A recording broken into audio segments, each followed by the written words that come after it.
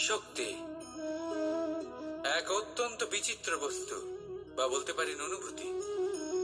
পিতা সবসময় চান যেন তিনি তার শক্তি পুত্রকে সঁপে দিতে পারেন, যাতে সে শক্তিশালী হয়, যাতে তার মঙ্গল হয়। তার পুত্র সবসময় চায় যাতে সে পিতার সেই শক্তি লাভ করে, কিন্তু সেই শক্তি লাভ করার জন্য পুত্র হওয়া যথেষ্ট নয়, যোগ্য পাত্র হতে হয়। আসুন আপনাকে সহজে বোঝাই। যদি আপনি সুপাত্র হন আর আপনাকে শক্তি দেওয়া হয়, তাহলে আপনি সেই শক্তির গুরুত্ব বুঝবেন, কোথায় সেই শক্তি প্রয়োগ করা উচিত সেটা বুঝবেন।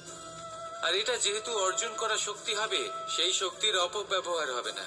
কিন্তু যদি এই আপনি কুপাত্র হন আর যদি আপনাকে এই শক্তি দেওয়া হয়, তাহলে কি হবে? দেখতে গেলে এই শক্তি আপনি দান হিসেবে পেয়েছেন, তাই না আপনি এই শক্তির গুরুত্ব বুঝবেন আর না এর প্রয়োগ আপনি জানবেন। তার অপব্যবহার হওয়া সুনিশ্চিত।